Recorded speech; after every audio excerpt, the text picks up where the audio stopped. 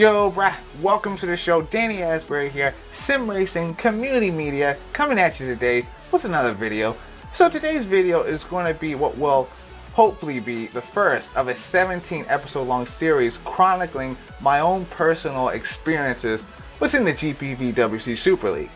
In these videos, I'll be giving you my general impressions of the league. So basically, it's kind of going to be a vlog slash onboard video, I guess. Now I call it slash onboard because yes, there will be a vlog, but the main part of these videos will be the actual onboard of my races themselves. I won't talk over this part of the video because I want to put you, the viewer, right in the center of the action just as it happens, so you can kind of get the sense of the intensity of these races. So and I'll edit this up so you guys can get the good stuff, you know, the prime bits of my races.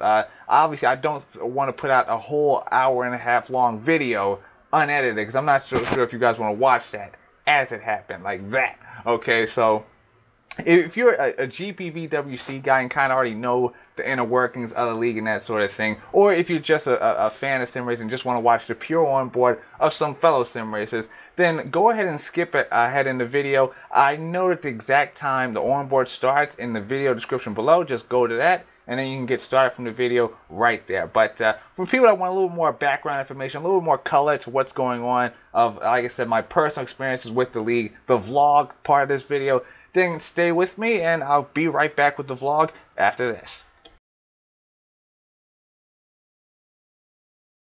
So let's talk about the Super League. Basically, this is the most F1-like league there is in sim racing. Okay, certainly that is the case in my experience. I've done the Codemasters F1 games. I've been in Forza Motorsports leagues before. I mean, I originally used to, sim race on the console before I got into PC sim racing. So I mean, yeah, I've been on the console side, and I've gone to iRacing, Race 07, R Factor. I mean, you name it, chances are I've driven it. Okay, and that's just to say I've seen a lot of sim racing leagues. I've been a part of a lot of sim racing leagues, and I've never come across anything as intricate as the GPVWC Super League. Okay, so the main part of why this league is so intricate and so unique is that it doesn't just focus on the drivers, okay? And I mean, there's different parts of what goes into it. I mean, you have team managers, you have test drivers, you have setup engineers, you have race engineers, and then you have the race drivers themselves, okay? It's a collective of people working together to get something done, okay? And the reason it works that way is because in the Super League, teams have to deal with upgrading their cars, okay? So there's a design element to the league. As in, everyone's got a standard car, and then you get to pick what upgrades you want to place on the car throughout the season. Now, yes, I've been in leagues that do this sort of thing before, and so it's not that unique. The thing is, what makes GPVWC, how they take it to another level, is that there's also a budget involved. So there's a fiscal responsibility to those involved, to the managers of the team, as these guys have to manage, you know, what they pay for. Because everything, as a manager, you have to pay for everything. From the drivers you sign, you know, you sign a big name sim racer, okay?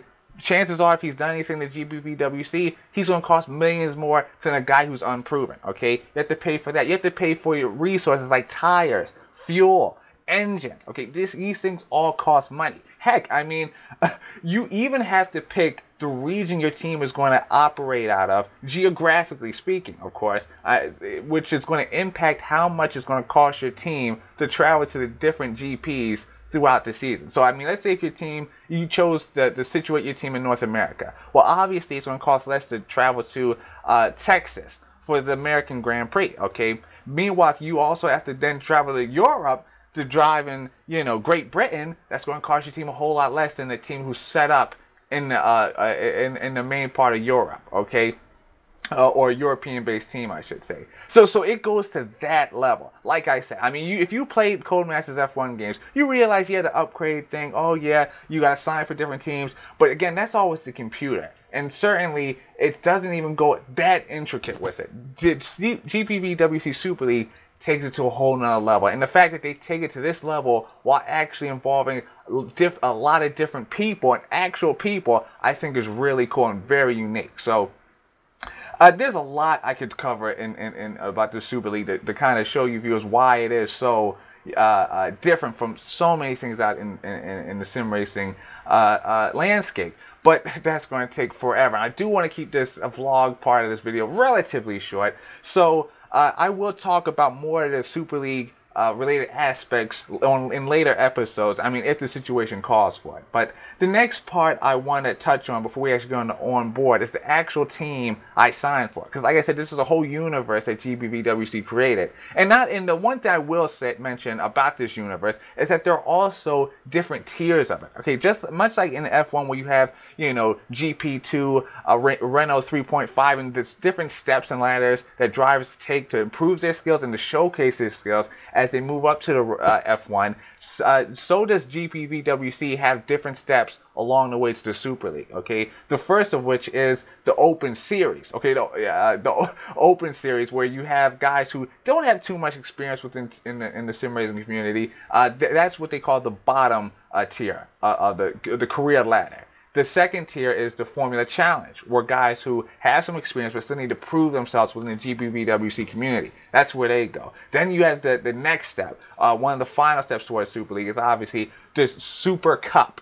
The Super Cup. That is the middle tier of the GPVWC career ladder, and from there you go on to the final stage, the final destination for GPVWC drivers, the Super League. Okay, so all in all, you're encompassing maybe 100 drivers in this whole tier, and then there's hundreds more that, you know, are maybe unsigned or used to have or have retired at some point, but there's a lot of drivers in this system. Okay, so now let me get to the team I drive for, because obviously there's this whole universe that they created populated with real people, which I think is the cool part about this whole thing.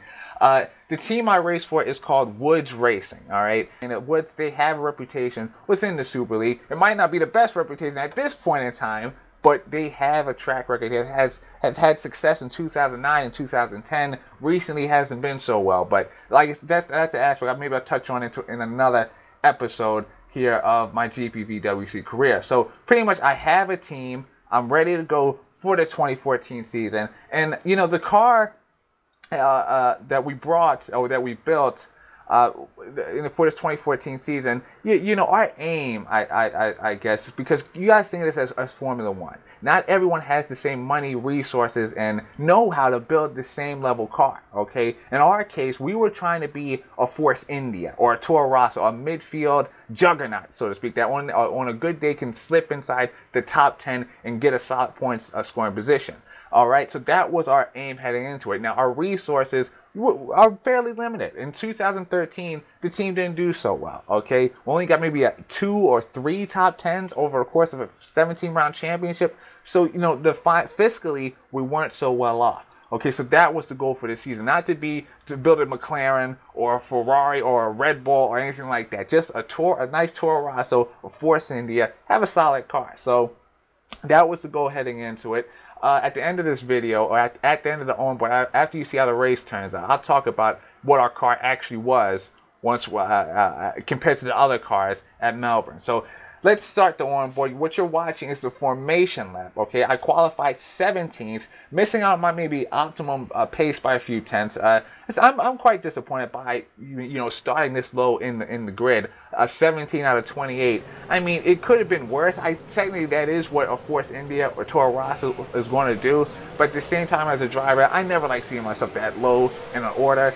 And quite frankly, leading into this, the testing period of the season, the preseason testing didn't go so well for us at Woods, and we were kind of on a down heading into this race. So, me personally, I wasn't quite, I was looking forward to it. I just wasn't confident as a driver.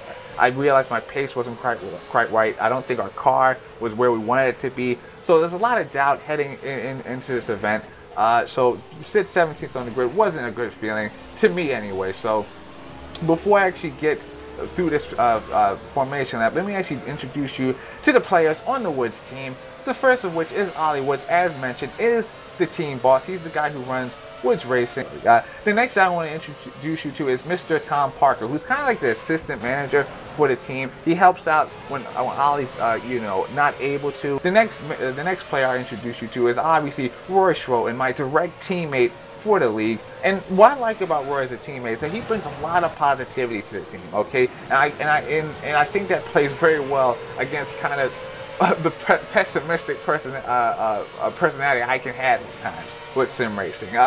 Because I'm the guy that goes to the team, demand more upgrades, demand better this, that, and the third, and Roy just coolly, you know, is okay with whatever the team brings to the table. And the final guy I'll introduce you to is actually not a direct affiliate of Woods Racing. Okay, instead, my buddy Robert Wiesenmuller is serving as my race engineer for this round, or team principal, if you will. I mean, he'll be the guy giving me information during the race, and you'll hear him doing the actual onboard footage of the race. Now, you're going to hear me ask Rob a bunch of maybe simple questions, but I do want you viewers to keep in mind that I do not actually have much HUD info up while I drive. I don't like it. Ruins the immersion for me and just distracts me. So I like to have a guy, when I can, be an engineer like this for a race like this, and, you know, give me information as I ask for it. It really helps me stay focused and keep on track. And just keep in mind that the actual radio communications you're hearing, if I can get my words out, are taken directly from the race. So that's all authentic footage you're hearing there as it happens. So Onboard skips around to the juicy bits of the event where the radio comms kind of get more active. Hopefully you'll enjoy all of it. Guys, until episode 2.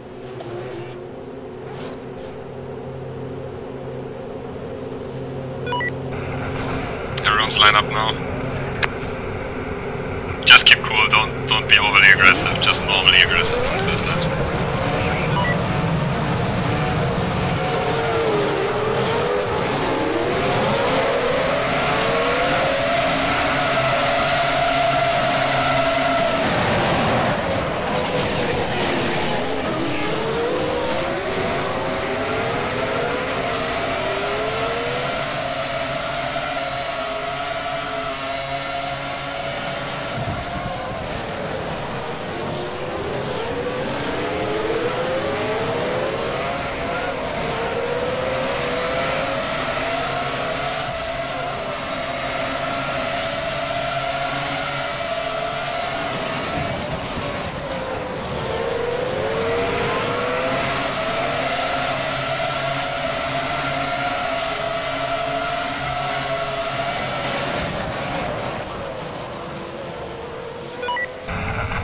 Be careful, you're in a good position. You don't need to push too hard.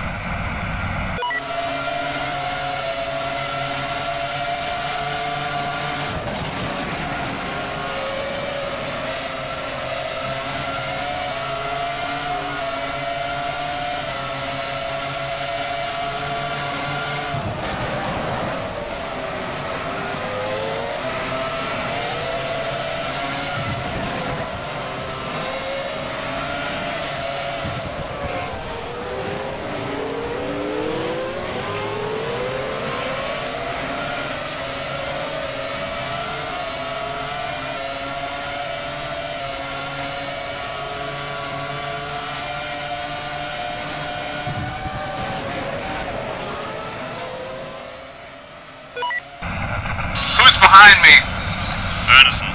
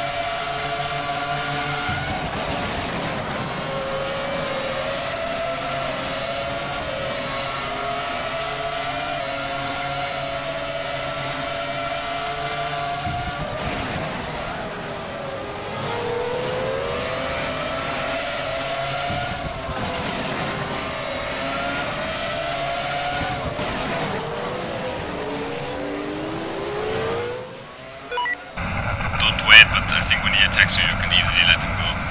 It's in a torrent. Yeah, I'm gonna let him go through.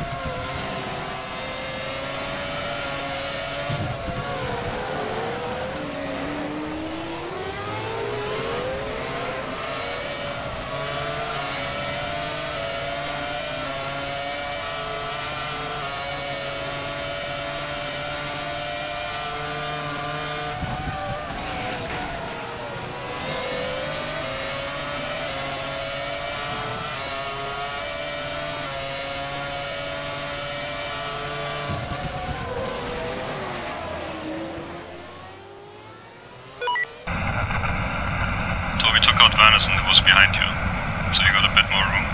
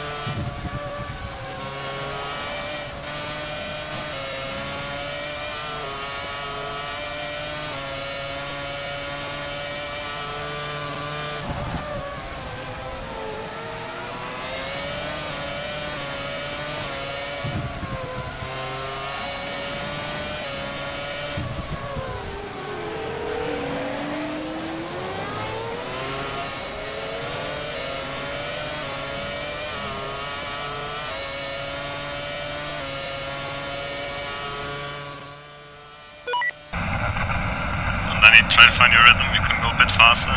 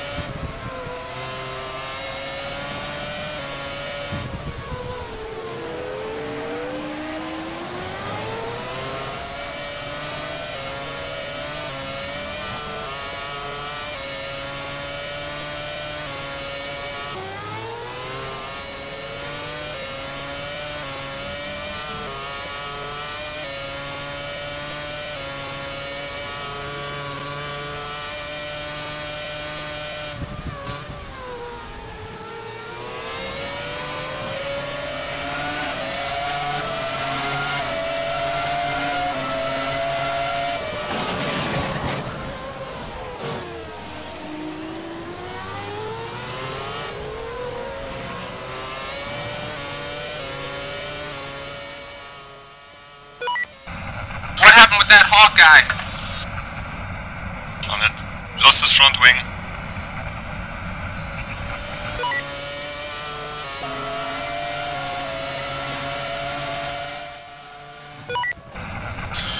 Let me know when the Nijo gets to me. Yeah, 1 second now. The Nijo's 4.5 seconds clear of the red archer behind him.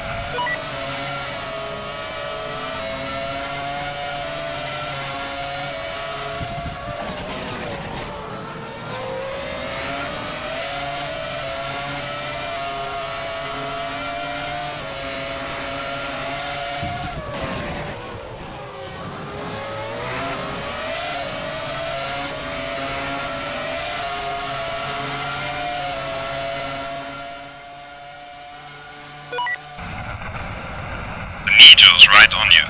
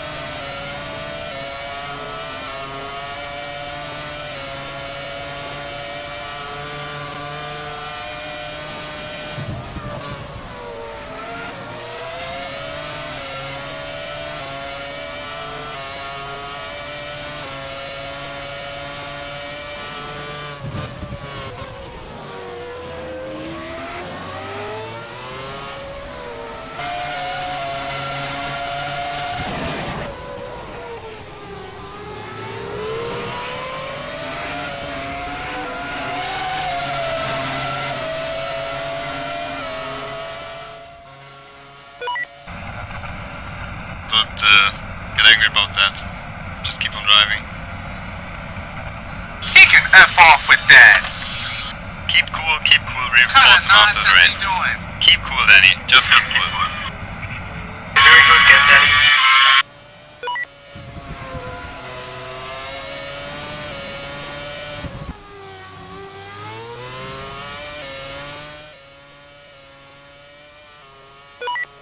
Box this lap.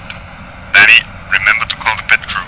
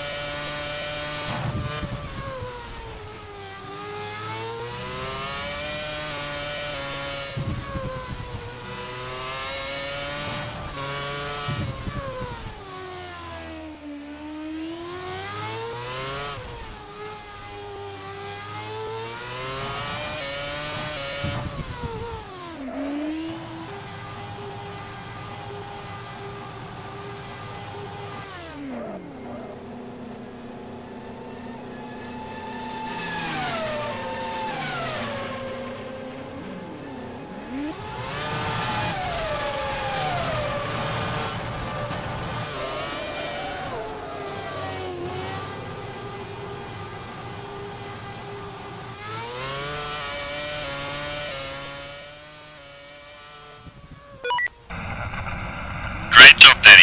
You've gained on all your rivals. Keep it up.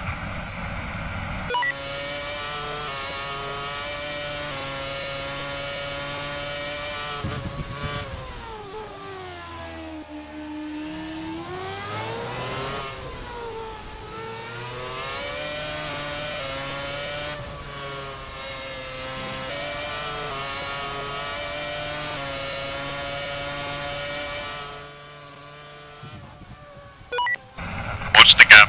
The Phoenix is at 10 seconds. He's catching up.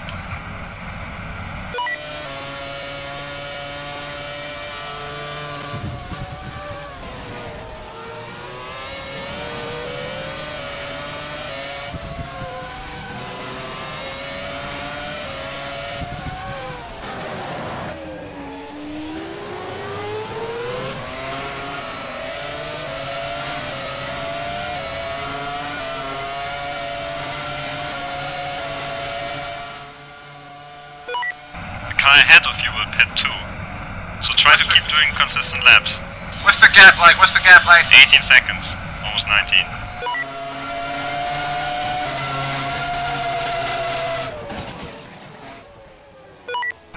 Don't jump out of the way for these cars. Just let them through when possible, but don't lose so much time when you're doing that.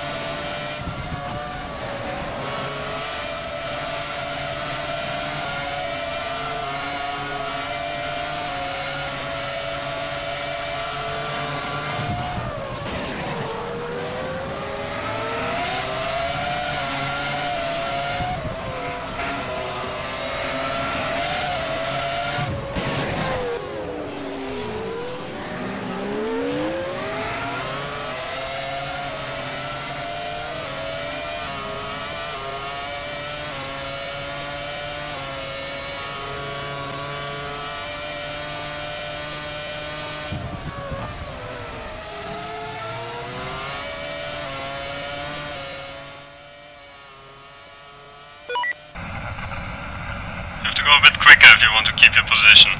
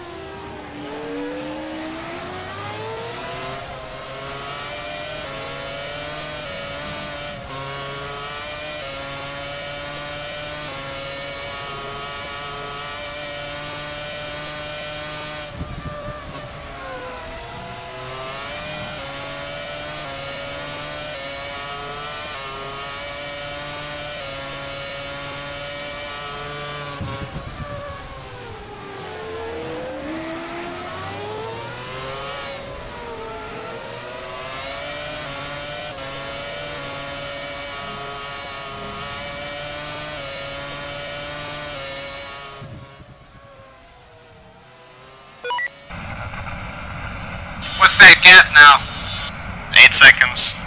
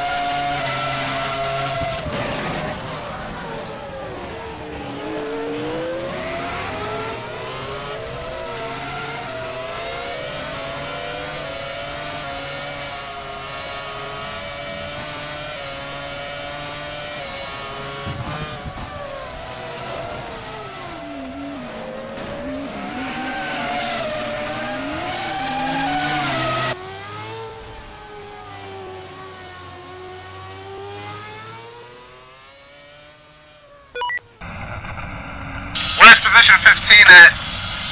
You can't get it.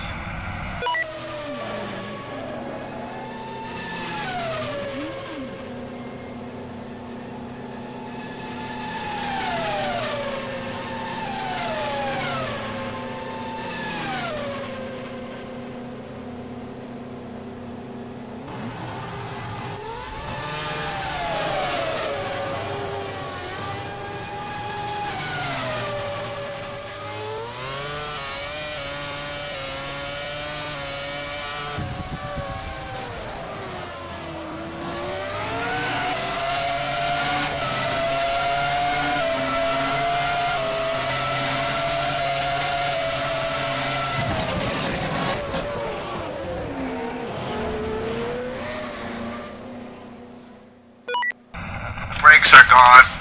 Alright, I think you can quit. Yeah.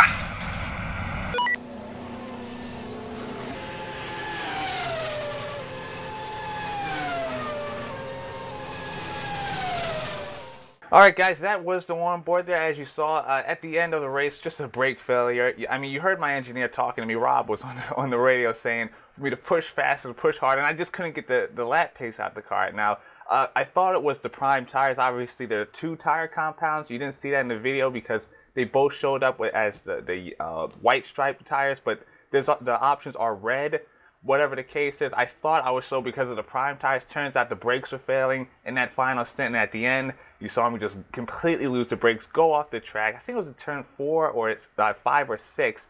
Hit the wall, lost my front wing. And then I almost ran into one, I think the ST racing cars. I think I almost spun him as he went past me out the pit lane. And after that, you know, you heard Rob told me to park the car, and I have to at that point because I'm a hazard. I just can't ruin someone else's race because of my failure. I just didn't do enough testing, I guess, later on to see how the car held up. And then, you know, I ran the numbers, and theoretically, the numbers said the car should last. Unfortunately, that wasn't the case, so that's how that ended. But one of the issues I want to get into is with Mr. David Fidek. You saw maybe halfway through that onboard, one of the CSG cars goes by me, he's lapping me, and then he tries to scrub me off the track. And I obviously heard my frustration when that happened. Now, I just want to elaborate why I was so frustrated. Okay, obviously no one wants to get, you know, knocked off the track that way. But I just thought it was incredibly disrespectful with what David did there, because you have to understand, he was upset that I didn't give him the preceding corner. Obviously, it's kind of hard to judge the closing speed of a car behind, especially because, I mean, you got to understand, these cars are different. That car was about 1 second to 1.5 seconds faster per lap than my car. So it's kind of hard for me to judge how far, I mean, how much earlier or later he can get on the brakes than I can. And I don't think he quite understood it as a driver himself.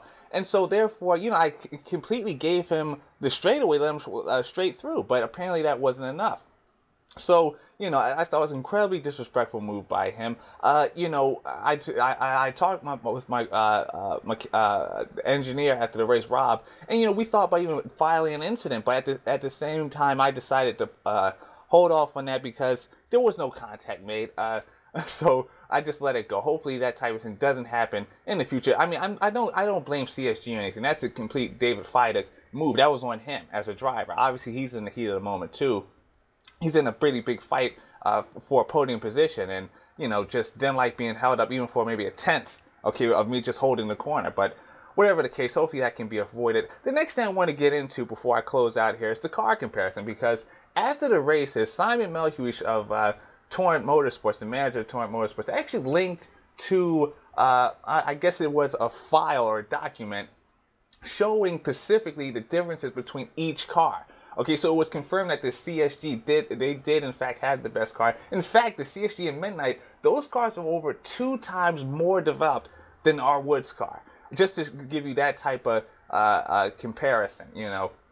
It actually turns out our Woods machine was, I think, the 11th worst car on the grid that day. So certainly we have to go back to the shop. The boys and I are going to have to figure out, you know, how to get a better package moving forward. But at the same time, you know, I was very disappointed, like I was telling you, in leading into the race, that I wasn't happy with my pace. But at the same time, I see that I had the 11 worst car. I think of us as Caterham. We brought a Caterham to Melbourne, and so I got that car right inside the top 10 even for a moment, you know. So I can't be too disappointed in myself. Certainly, I let the team down as a driver. Didn't finish the car. Roy did very well to pull that Woods car home. You know, finished outside the points, but he lost his front wing, I think, twice. And I think if he didn't do that, that's a points paying position for Roy Schroten there too. So certainly we have stuff to work on as a team. The drivers, we can be better. The boys back in the shop can be better by building us a better car. I mean, overall, it's a solid effort. You know, a lot of people are giving, you know, our team boss Ollie some flack about saying it's 2014, but still saying Woods Racing and that sort of thing. I think it's a bit unfair.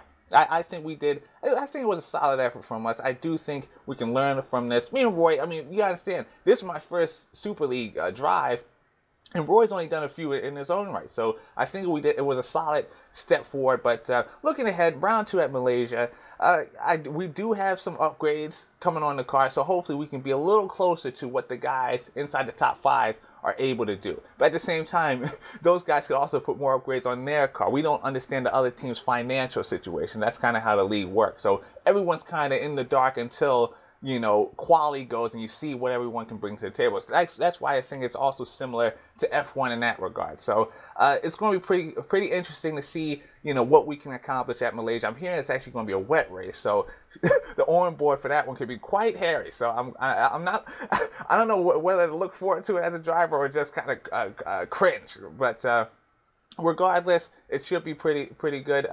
Remember, Sim Racing Community Media. Subscribe, like it. Get in the channel so you guys will know exactly when the new stuff comes out. Remember, I'm trying to go for a 17 video series in the Super League here. Obviously, this is only one of 17 rounds to the championships. Make sure to subscribe so you're updated every time we can post one of these up for you. And guys, we'll see you in round 2.